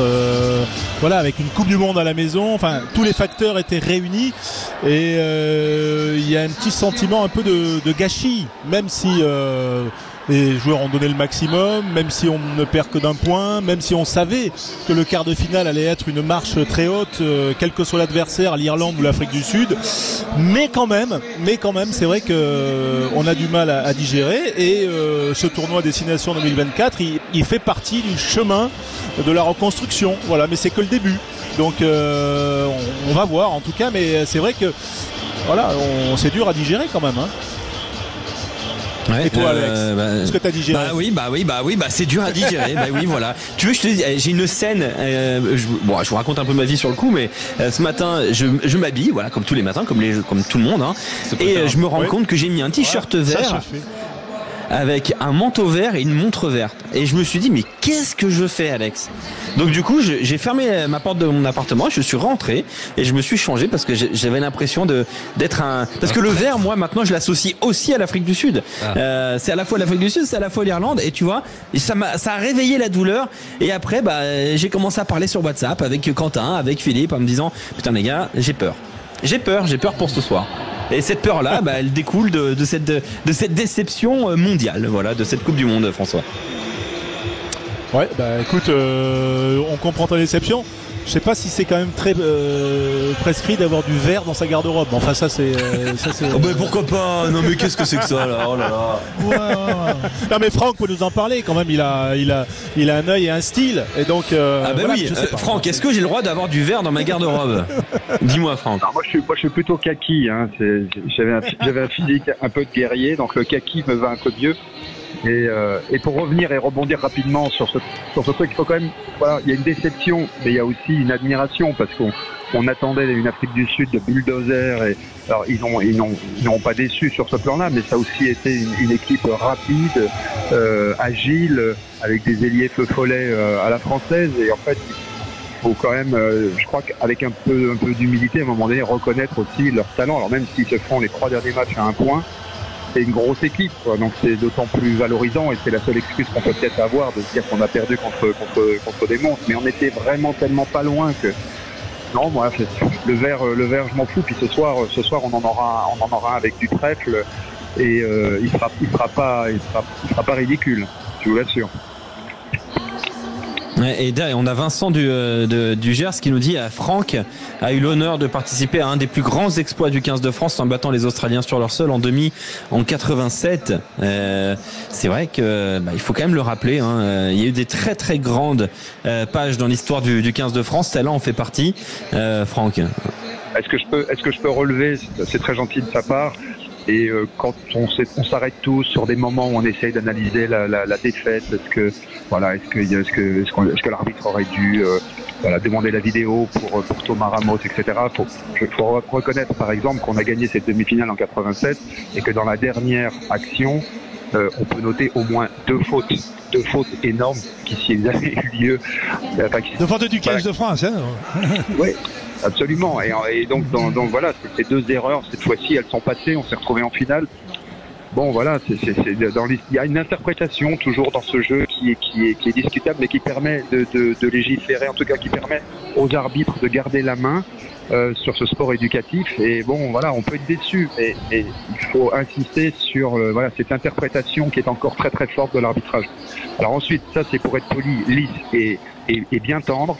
Je ne peux pas avoir une petite bête dans ma tête, un petit côté, vous savez, il y a le petit diable et le petit Jésus, ou en tout cas le petit je sais pas quoi, il faut faire attention à ce qu'on dit en ce moment, mais j'ai quand même l'impression d'un tout petit suppositoire de la part de nos amis britanniques sur cet arbitrage, parce que c'est encore eux qui ont la main. C'est mon côté con, pardonnez-moi, mais voilà, il faut bien parfois... C'est joliment dit. Oui, c'est dit avec beaucoup de forme, donc moi ça me va très bien. Tiens, on a Sébastien de Pau qui nous appelle. Salut Sébastien. Bonsoir. Bienvenue sur Sud Radio, Voilà. Sébastien. Alors, autour de la table, t'as Franck Ménel, 56 sélections, t'as Daniel Herrero, t'as François Trio, t'as 3 personnes qui ont été championnes de France de rugby. Donc là, c'est et moi absolument pas, hein, par contre. Hein, mais voilà, Sébastien, très heureux de t'avoir sur Sud Radio. Qu'est-ce que tu voulais nous dire, Sébastien? Voilà, moi je pense que l'équipe de France devrait se concentrer plus sur le jeu de l'avant, parce que ça va taper fort contre les Irlandais. Et je pense on est un peu léger devant, moi je trouve. Tu trouves les Bleus légers devant ce soir? Rappelons le pack de l'équipe de France. Je vais vous le donner avec Baye, Movaka, Antonio en première ligne, la deuxième ligne Gabriac, Villemc, en troisième ligne Cross, Olivon, Aldrit. Elle est où la faiblesse dans ce pack selon toi, Sébastien? Moi je pense que ça serait peut-être Charles Olivon. Ça va être son premier match en équipe de France depuis la Coupe du Monde. Je pense est-ce que mentalement il est prêt à repartir au combat? Est-ce qu'il est prêt aussi dans sa tête? On lui a enlevé le capitaine notamment. Voilà. J'espère qu'il t'entend, Sébastien, parce que s'il t'entend, il va être prêt. Franck Ménel, est-ce qu'il y a un doute à avoir sur l'aspect mental, par exemple, de Charles Olivon, à qui on a enlevé le capitanat et qui lui forcément a un petit peu évidemment souffert, mais comme tout le monde, de cette Coupe du Monde, Franck Ménel? Sébastien a tout à fait le droit d'évoquer potentiellement un tout petit doute. T'as des joueurs qui vont rebondir et qui vont se servir, si tu veux, de cette absence pour se surmotiver et justement revenir de plus belle. Charles est un mec intelligent, c'est pour ça aussi qu'il a été capitaine. Donc je suis certain qu'il va d'abord ce soir être un incroyable joueur de rugby et j'espère qu'il va, parce que c'en est un et il y a quand même quelques kilos dans cette équipe et Charles est aussi un manieur de ballon et je trouve que je pense qu'il doit avoir la motivation suffisante et qu'il a très très envie de retrouver ce groupe. Je pense que ça sera une force et je pense que Fabien Galtier va le préparer dans le sens où l'a déjà fait. Tout à l'heure, on entendait Fabien Galtier, Daniel Herrero, François Trio parler du choix de l'intensité combattue au détriment de l'intensité courue. Alors, c'est encore une formule 100% Fabien Galtier. Mais qu'est-ce que cela veut dire exactement, François et Daniel, selon vous? Alors, je n'ai pas tout à fait le glossaire, ou en tout cas le dictionnaire du Fabien Galtier. Peut-être que Franck là. L'intensité combattue, non, mais on comprend que c'est la dimension du combat, de la densité physique à l'intérieur de l'intensité, bref, du haut niveau. Tout ce que Franck d'ailleurs a incarné dans sa carrière. Il avait une très forte intensité combattue, Franck. Je ne sais pas si c'est une impertinence de la part de François sur Franck Ménel. L'intensité combattue, ça ne veut simplement dire que toute la dynamique de l'affrontement, du choc, de l'entrechoc, de la chute, c'est tout le champ du combat et l'intensité courue, c'est le grand déplacement. Là, la construction du 15 de France autour de la pensée sans doute dans la période d'aujourd'hui de Fabien Galtier, c'est plutôt vers le combat qu'il faut aller. Je ne sais pas bien pourquoi, on aurait pu penser qu'il aurait pu aller vers une option de combat mais sans éliminer la grande dimension de la course, du volume de jeu, de l'esprit d'entreprise quasiment tout terrain. Non, là, il nous trouve ce concept, je ne sais pas, c'est tout. C'est autour de l'agressivité et du choc qu'il va y avoir l'essentiel du match. On sait bien, merci, que les collègues irlandais ils sont dans le fight, mais on sait aussi que les collègues irlandais ils sont dans la construction, dans le déplacement. Et je vois pas pourquoi cette intensité combattue, c'est-à-dire que le domaine du combat serait l'exclusive préoccupation stratégique du match de Fabien Galtier. Ça me ferait de la peine pour lui. Mais de fait, on a ces mots chez Galtier qui sont la dépossession pendant longtemps, la possession pourquoi pas, tu vois, les finisseurs sans doute à un petit moment, et puis maintenant peut-être la psychologisation de chaque tenté de match, et bien sûr l'intensité combattue. L'équipe de France, je crois, d'après ce qu'on a vu, pour répondre un peu au petit collègue Sébastien Depeau, quand même Sébastien, sois tranquille, l'équipe de France elle ne fait pas misère quand tu la vois. Je te signale quand même que Willem Thier il fait 150 kilos et que Winnie Antonio il en fait 160, tu vois, je veux dire, le côté droit de la mêlée il est quand même une robustesse hors norme à l'échelle de la planète, et que le pack d'avant du 15 de France il est plus lourd de fait. Simplement, peut-être quand j'emploie le mot de lourd, qui semblait être une crainte chez Sébastien, est-ce que le pack d'avant français il aura les moyens de rivaliser sur les rudes Irlandais?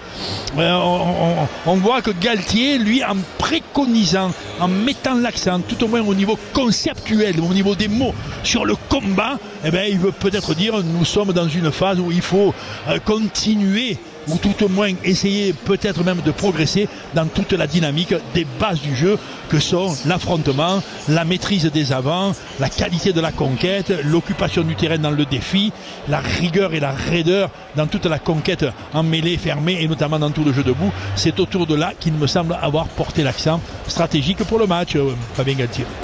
Et on écoutera d'ailleurs dans un instant Laurent Sampéré après la pause dans un instant.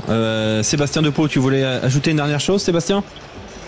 Oui, je voulais vous demander si c'est possible d'avoir des autographes, de recevoir des photos dédicacées ou des autographes de Monsieur Herrero et Monsieur Ménel et le troisième évidemment. François Trio. Le troisième, c'est François Trio. Philippe Sagnon. Mais il a raison, Franck et Daniel. François Trio. Ah, c'est magnifique. Super, écoute, Sébastien, on va voir ce qu'on peut faire. Reste avec nous, Sébastien. Normalement. Allez, on va voir avec Quentin. Franck, si ça te dérange pas, est-ce que tu peux rester avec nous encore quelques instants, parce que on va voir, on va essayer de se poser la question de ce nouveau staff du 15 de France. Qu'est-ce que ça peut apporter auprès du jeu des Bleus? C'est faisable ou pas, Franck? Oui, c'est faisable, oui. Eh ben alors, on se retrouve dans un instant sur Sud Radio. À tout de suite. Sud Radio, la radio du rugby. Vous êtes sur Sud Radio, on est avec toute l'équipe, avec Daniel Herrero, avec François Trio, Quentin Cavani, c'est vous, 0826 300 300 et notre invité Franck Ménel, toujours avec nous, 56 sélections en équipe de France, immense carrière de rugby et aussi avec des grands succès dans les affaires, avec notamment Eden Park. On est au cœur du Vélodrome, est-ce que l'ambiance monte, François Trio?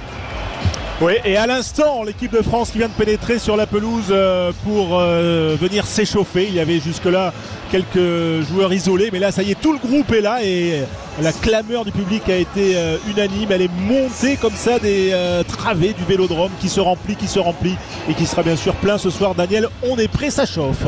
Oui, ça chauffe, enfin tout au moins ça chante, tout au moins, ouais. Y a une bonhomie relationnelle, le stade est une belle atmosphère. Rappelons qu'il fait un temps absolument sublime. Il y a à l'heure actuelle dans l'enceinte, dans le paramètre, dans l'antre du stade Vélodrome, il y a une température sans doute une quinzaine de degrés. C'est totalement printanier. Les gens sont contents, me semble-t-il, d'être là. Et voyant arriver les coquelets tous ensemble comme ça, il y a eu comme un beau jour de l'âme, quoi, tu vois. Ouais, une espèce de jolie clameur d'accueil. Après, il y en avait 3 ou 4 qui étaient là depuis ce matin 7h. Hein. Je pense à Lucu, à Jalibert. Tu vois, il y en avait 3 ou 4, les buteurs, un peu Thomas Ramos, qui eux ont sans doute besoin, je ne sais de quoi d'ailleurs, mais d'avoir un temps plus conséquent de préparation, de contrôle, de discussion avec la balle, notamment les buteurs, quoi. Voilà, là l'équipe de France est en place, mais précisons aussi que les Irlandais sont tous sur le terrain depuis un moment. Ils n'ont pas eu la clameur, bien qu'on annonce, mais encore une fois, si on fait un coefficient de correction sur la capacité à exagérer de ce pays, on annonce quand même une dizaine de milliers de supporters irlandais dans le stade.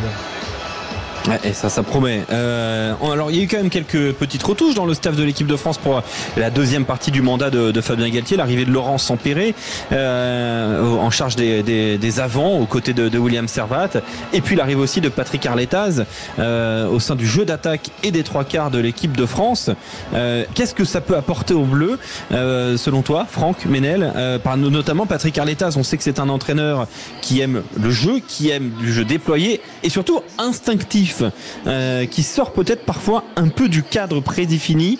Est-ce que c'est selon toi ce que doit apporter Patrick Arletas? Est-ce que les Bleus ont besoin de ça? Est-ce qu'il va réussir à transposer ça aussi dans un système 100% Galtier selon toi, Franck?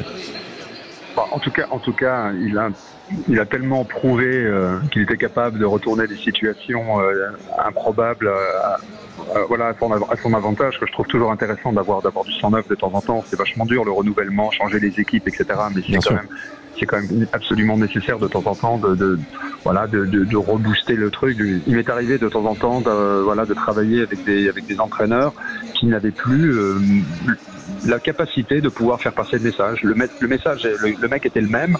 L'équipe ayant pris de la bouteille, ayant vieilli, étant habitué, je sais pas, ou totalement insensible à un nouveau discours, les choses s'usent. Et malheureusement, ou heureusement, peut-être que ce turnover, comme on dit en anglais, il est absolument nécessaire quand on est à ce niveau de performance. Il faut bouger les lignes. Alors il y a des fusibles. Ça veut pas dire que les mecs sont mauvais, mais ça veut dire que de temps en temps, l'entraîneur en chef doit essayer de remettre du sang neuf et créer de l'émotion, parce qu'à ce niveau-là, il y a toute la technique, il y a toute la préparation, c'est ultra pro, c'est dans le millimètre. Mais à un moment donné, il faut aussi avoir un peu d'âme, et Daniel en parlerait bien mieux que moi. Et pour faire des très très grandes choses, de temps en temps, il faut trouver des moyens et aller puiser très très au fond de soi pour pouvoir bouger le cocotier, le secouer. François, Daniel. Ouais, François. Non, mais moi, ce que je trouve intéressant, c'est d'abord de la compétence avec Arletas qui a une expérience, et je trouve ça bien aussi de faire appel à un entraîneur qui ne jouait pas les premiers rôles en club, et donc qui, comme Franck le disait, qui a réussi à renverser des situations et à maintenir son équipe de Perpignan au plus haut niveau. Donc ça veut dire quand même qu'il s'est tanné le cuir et que c'est un homme respecté du top 14. Et puis à côté, Laurent Sampéré, c'est un jeune entraîneur, là aussi très compétent, qui a fini comme avec le Stade Français, qui avait la meilleure mêlée, la meilleure touche en top 14 en termes de statistiques, et en tout cas qui est très respecté des joueurs. Et je pense que cette compétence, elle est complémentaire en plus en termes générationnels et puis de contenu. Ouais, moi je me permets, Alex, l'idée quand même. La première idée, avant de voir qui arrive, c'est voir qui est parti et pourquoi ils sont partis. Laurent Labitte notamment. Toute l'équipe. Ah non, tous ils sont partis. Il reste William Servat qui est un talonneur. Non, tous. Raphaël Ibanez est parti, Laurent Labitte est parti, Karim Ghezal est parti, Thibaut Giroud est parti. C'est vrai que c'est tous, sans exception. C'est toujours là. Sean Edwards quand même, le responsable de la défense, respectable aussi. Je dis pas que, mais on ne sait pas pourquoi ils sont tous partis quand même, on ne sait pas.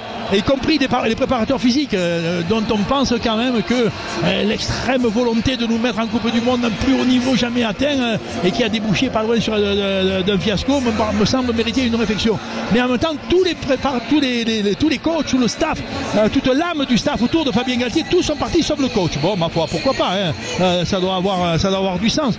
Et nous avons recruté, il est rentré, mais des hommes qu'on aime d'amour, il n'y a pas d'équivoque, tu vois, le monde du rugby de France, je pense sans exception à de l'estime pour Arletas, qui vient de faire quand même 5 ou 6 saisons aux limites de l'asphyxie dans un club de Perpignan, d'une générosité exceptionnelle et toujours au sens de la survie, avec ce que ça comporte en même temps comme approche stratégique de l'événement rugbystique, quoi. Voilà. On sait que dans le cœur d'Arletas, il y a le goût du jeu, le goût de la création, sans aucun doute. Mais on sait aussi que dans la pratique qui a été la sienne, ça s'est plutôt joué dans les tranchées que dans le grand envolement. Mais rien de grave là-dessus. Après, on en recrute un talonneur, Laurent Sampéré. Lui aussi, Laurent, mais tout le monde sait qu'il a le cœur à l'ouvrage, qu'il a le ciboulot en place et qu'il a même déjà une très jolie expérience de l'aventure du coach au Stade Français. Mais enfin, quand même, de talonneur, il y en avait déjà un dans le coach. Hein. Tu vois, dans le staff, il y en avait déjà un. Enfin, pourquoi pas? On n'a qu'à mettre 4 entraîneurs au niveau de la mêlée. Ben, pourquoi pas après tout? Tu sais, aujourd'hui, ça évolue vite. Hein. Et à chaque poste, il pourrait y avoir un entraîneur. Bon, ça génère pas un doute, ça génère une petite interrogation. Inutile. Tu vois, il faudrait pas qu'elle y ait. Et pourtant, elle y est un petit peu, ce qui m'apparaît un peu trop. Le seul qui n'a pas bougé, c'est Galtier. Et le seul qui n'a pas bougé et qui nous a pas expliqué le pourquoi des choses, c'est Galtier. Pourquoi on a tout changé? Pourquoi on ne sait pas sur quoi on part? On part sur du nouveau, on part sur du conforme, on part avec ce début de Coupe du Monde sur un projet différent, novateur. Franck Ménel nous disait il est intéressant à un moment de ventiler les groupes, c'est comme une évidence. À plus forte raison quand il est confronté à un événement qui a bousculé l'âme et le corps des hommes, quoi. Tu vois, voilà. Il est évident qu'il faut, on pourra penser améliorer, mais il faut ventiler, c'est-à-dire à un moment il faut qu'il y ait des idées nouvelles. On aimerait apprendre qu'il y a dans les intentions du projet de jeu des choses qui vont nous amener vers du nouveau, avec sans aucun doute des coachs qui sur le plan moral sont tous parfaitement exemplaires. Sur le plan de la compétence, on le sait aussi, mais je ne sais toujours pas pourquoi les hyper compétents que nous avions pour la préparation de cette Coupe du Monde sont tous partis se réfugier dans des clubs qui les ont accueillis avec à la fois ferveur et considération. Merci beaucoup Franck Ménel d'avoir été avec nous. Franck, merci Francky, à très bientôt. À très bientôt, merci Daniel, bon match à tous. Merci beaucoup Franck. Et tiens, dans un instant on va se poser la question, le capitanat de Grégory Aldrit est-il attendu, est-il surprenant ce changement de capitanat pour démarrer ce deuxième mandat de Fabien Galtier? On se pose la question tout de suite, et d'ailleurs on écoutera Fabien Galtier sur le sujet tout de suite sur Sud Radio. Sud Radio, la radio du rugby. Vous êtes sur Sud Radio, on est avec Daniel Herrero, François Trio et vous au 0826 300 un petit peu moins d'une demi-heure du coup d'envoi de France-Irlande, coup d'envoi aussi de ce tournoi Destination 2024. On est en direct du Vélodrome et du côté des Bleus, eh bien il y a eu un grand changement quand même pour attaquer ce deuxième mandat. C'est le capitanat de Grégory Aldrit. Pourquoi Grégory Aldrit a été choisi par Fabien Galtier? Vous allez voir, c'est aussi un aspect régional. Vous verrez, écoutons Fabien Galtier. Il y a quand même une culture différente chez Greg Aldrit, même s'il vient du Gers. Bon, on est obligé de mettre un Gersois quelque part, à un moment, un Basque, beaucoup de Catalans en ce moment, beaucoup, mais c'est comme ça. L'âge aussi, bien sûr, et puis la personne quoi, qui décide de prendre 2 mois de vacances pour être prêt pour le tournoi. Donc ça fait quand même quelqu'un qui porte une vision en plus, à la fois individuelle et collective, avec de l'expérience. Ça fait beaucoup d'atouts qui nous a semblé évident, finalement, de faire bouger un peu les lignes dans le leadership et autour du capitaine. Voilà donc le choix de Grégory Aldrit. Reda Wardy, son coéquipier au Stade Rochelet, dit « La façon dont il parle, ça te traverse », dit-il au journal L'Équipe. Pourquoi Grégory Aldrit? Est-ce que vous êtes d'accord avec ce choix-là? Et surtout, pourquoi changer? Ouais, mais d'abord parce que Dupont est quand même parti avec les sétistes, ou en tout cas cette intention-là pour disputer les Jeux Olympiques. Ça, c'est la première raison. Mais à l'instant, alors que les joueurs étaient réunis sous les poteaux comme ils le font avant de se séparer entre avant et 3/4 pour l'échauffement, le groupe était réuni. Celui qui a le plus parlé, ce n'est pas Greg Aldrit, c'est Gaël Fickou qui fêtera ce soir sa 86e sélection. Et c'était lui vraiment qui était le plus actif dans la conversation. Ça, c'était pour la parenthèse, pour faire partager ce que l'on vient de vivre ici au Vélodrome. Le choix de Greg Aldrit, effectivement ça peut poser des questions, mais moi je le vois en tout cas personnellement, peut-être que Daniel va développer, mais je le vois quand même comme continuité. Enfin, je ne vois pas de remise en question de quelque chose. Il semble pas qu'il y ait des indicateurs sur la route qui amènent à penser qu'il fallait impérativement changer le capitanat. L'évidence d'Antoine Dupont ayant fait le choix d'aller représenter de représenter la terre de France aux Jeux Olympiques, ma foi, pourquoi pas. Donc c'est une absence, il faut qu'elle soit comblée.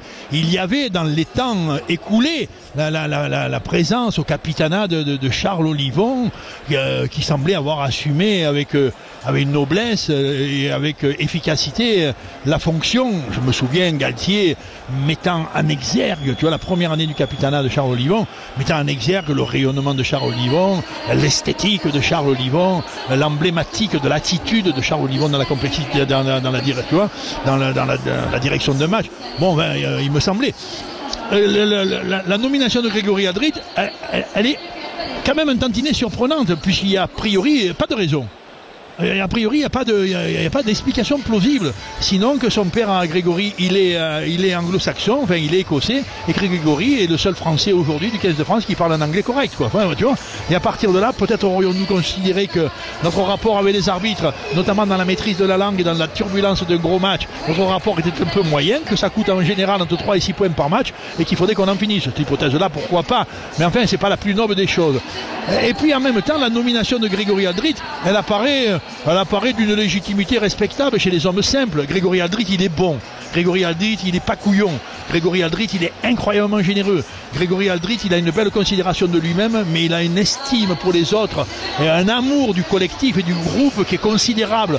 Grégory Aldrit, tu vois, il a un type de jeu qui fait aujourd'hui qu'il est quasiment unique. En cela, et il a quand même dans son escarcelle d'individus beaucoup de paramètres pour assurer un leadership d'un 15 de France. Mais en même temps, tu dis qu'est-ce qu'il dit Charles Livon sur le coup, tu vois? Il dit, oh ben pourquoi pas, il dit j'ai 4 ans de plus. J'ai 4 ans de plus que Grégory Aldrit.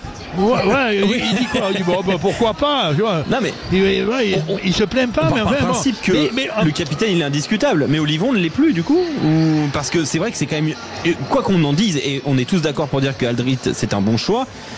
C'est la temporalité de ce choix-là, c'est le timing de ce choix-là. Et est-ce que Olivon peut le percevoir comme une dégradation de son statut? Moi je pense pas que ce soit au sens propre, tu vois, il est pas pendu sur la place publique pour faute. Non, il est au cœur du. Et voilà, tu vois, il est titulaire d'aucune vilainie et d'aucune maladresse. Il a en rien entaché sa carrière dans le 15 de France depuis maintenant 5 ou 6 ans. Charles Olivon qui fait il n'est pas dégradé. Mais enfin, il y est plus. Et ça, si tu veux, dans l'allure du moment, d'où l'intérêt de ce match. Ce match, il est considérable de fait par le moment. Nous sommes dans un temps très particulier de l'aventure du rugby français, quoi, qui est un post-Coupe du Monde à la fois traumatisant et quand même une espérance d'évolution vers une autre destination qui est 2027 et en même temps qui est de 2024, quoi. Voilà. Donc, et là, on voit les 3 ou 4 ou les 5 ou 6 points qui peuvent être ce qu'on appellerait des petits paramètres indicateurs de troubles un peu inhibants, des trucs qui emmerdent un peu, quoi. Des trucs, c'est pas bien grave, ça va, non, il va pas prendre l'ombrage, non, mais ça va.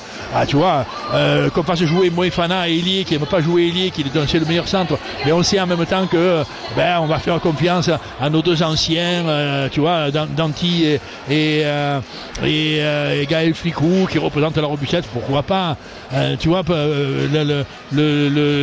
l'arrivée de nos coachs, on ne sait pas bien pourquoi ils sont là, pas uniquement parce qu'ils sont des copains de Galtier, simplement parce qu'ils ont quand même comme ça l'idée qu'ils peuvent être un peu à l'ombre de Galtier sans supporter l'ombrage, quoi, tu vois, sans avoir la douleur de l'ombrage.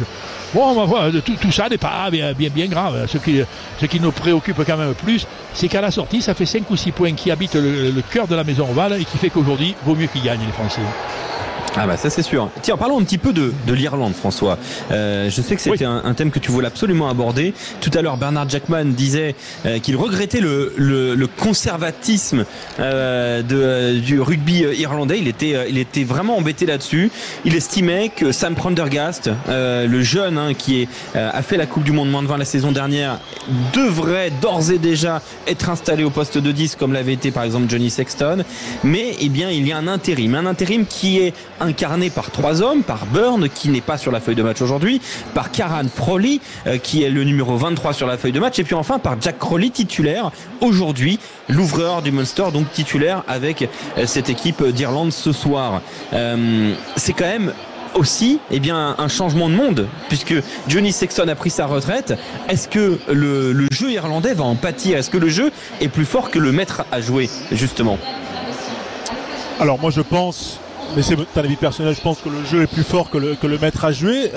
Après, le numéro 10 de ce soir, Jack Crowley, qu'on en a vu quand même plutôt bon avec le Munster, dernièrement aussi à Toulon. En tout cas, c'était un match que j'avais vu, puis aussi un peu moins contre les Bayonnais au Munster. On l'avait commenté sur Sud Radio. Enfin, Jack Crowley, moi je pense que à part d'être rattrapé par la pression du Vélodrome, par cette pression émotionnelle quand même qui est propre au tournoi et à ce niveau-là, je pense quand même qu'il va s'installer sur les rails de Sexton. Alors oui, Sexton c'était on va dire un monument. Il avait marqué, il a le record du nombre de points dans le tournoi. Enfin, il a le record du nombre de points inscrits en match international par l'Irlande. Oui, tout ça c'est clair, mais aussi il avait son âge et que là quand même on le remplace par un jeune joueur qui a 24 ans et qui moi me semble avoir largement les épaules de tenir la route. Donc moi je pense qu'il va prendre vraiment la suite.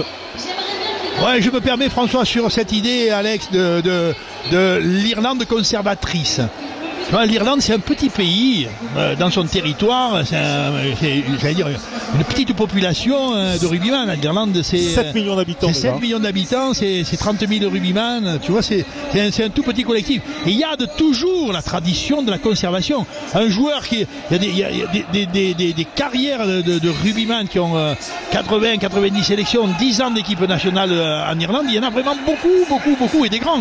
Et pas que des grands d'ailleurs. En l'occurrence, Sexton, qui a fait la vie entière sous les couleurs de l'Irlande et qui était non pas l'homme qui a changé le jeu irlandais, mais l'homme qui a contribué à apporter le système de jeu dans un premier temps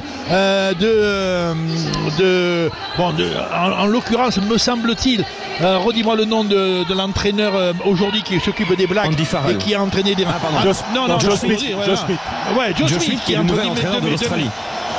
Voilà, mais Joe Smith, il entraîne quand même l'Irlande entre 2015 et 2018 et il échange, il les transcende. Il met à ce moment-là autour de l'ouvreur l'idée de la gestion complète de toute la stratégie du jeu et Sexton va bien tomber avec ça. Va-t'en voir que derrière Joe Smith, ils ont un entraîneur, les Irlandais anglais, Andy Farrell, vous le savez, père de Owen Farrell, le capitaine de l'équipe d'Angleterre, tu vois, et Farrell, Andy Farrell, l'entraîneur qui va être bientôt, vous le savez, en cours d'été prochain, l'entraîneur des Lions britanniques. Andy Farrell est aussi un homme de méthode, de rigueur et de discipline qui va faire de l'ouvreur le schéma essentiel de toute la stratégie de l'équipe d'Irlande. C'est quand même tout autour de ce poste-là que se fait l'essentiel de l'organisation stratégique. Sexton y était, Crowley il y sera. Crowley, mais alors il y sera d'évidence. Même si c'est qu'un intérim. Ouais. Alors, l'intérim pour l'instant est discutable. On voit bien arriver le très jeune. Il a 19 balais, il a 20 balais. Donc on sent qu'il a le grand potentiel. Mais les ouvreurs irlandais vont presque tous jouer à peu près pareil. On aura de la distribution de mains, on aura de la distribution de pieds presque essentiellement sur le demi-mêlée, un peu comme les Français. On aura de la distribution de mains presque tout terrain à partir de l'ouvreur et des 3 possibilités de l'ouvreur. Il va jouer près vers le dehors avec une cellule de 3 quarts. Il peut enchaîner du jeu déployé. Il enchaînera essentiellement du jeu à partir d'une rotation d'une première vague de l'heure et d'une seconde vague très offensive. Il remettra souvent le jeu à l'intérieur pour des avants pour qu'il gagne les quelques mètres et qu'il gagne un peu le rythme de l'impulsion d'une construction. L'ouvreur irlandais, honnêtement, il peut varier un peu dans le talent, il ne variera pas dans la stratégie. Et François, on passe quand même juste on a désormais un 10 du Munster et un capitaine du Munster. Est-ce que tu vois quelque chose de particulier ou c'est juste une coïncidence? Non, parce que quand même, alors c'est pas une coïncidence totale parce que forcément ils ont une influence, mais quand même si on regarde sur les 23, il y en a 16 qui sont du Leinster et 5 qui sont du Munster. Mais c'est vrai qu'entre le 10 et le capitaine, c'est quand même 2 dépositaires du jeu, du projet, de l'état d'esprit qui viennent du Munster, et également Nash, l'ailier que j'avais vu contre Toulon et avec un beau caractère irlandais et sincèrement non, ce qui est assez incroyable, c'est qu'il y a cette influence, on va dire, réduite du Munster. Il y a, pour la première fois, je crois que c'est la 5e fois dans l'histoire, donc depuis 1875, qu'il n'y a aucun Ulsterman dans les 23. Ça c'est notable. C'est que la 5e fois de l'histoire. Alors effectivement, les gars du Munster, en l'occurrence, tu vois, cette province du cœur de l'Irlande qui a dominé le rugby européen en milieu des années 2010. Mais quand même, ils ne sont que 5, mais ils ont l'ouvreur, homme de gestion complète du jeu, et ils ont le capitaine historique et emblématique, en l'occurrence Peter O'Mahony. Mais c'est vrai aussi que l'absence, j'allais dire, d'un Anglais ou d'un Britannique plus exactement, tu vois, dans le 15 d'Irlande, c'est la première fois depuis un siècle et demi que ça arrive. Alors, petit moment quand même assez cocasse. Moi je n'ai pas vu Rafael Ibanez depuis le début du tournoi autour de l'équipe de France. A priori il n'y est plus, ou en tout cas dans un autre rôle. Et là il est quand même sur le clip diffusé sur les écrans juste après Fabien Galtier, ce clip qu'on a vu quand même sur les 4 ans précédents. Bon, il y a aussi Arletas et Sampere qui sont là, donc c'est une curiosité. Ah ouais, surprenant. Écoute, François, sur ça, on va faire une mini pause sur Sud Radio. Ça va être vraiment express et le protocole va se mettre en place du côté de Marseille. À tout de suite.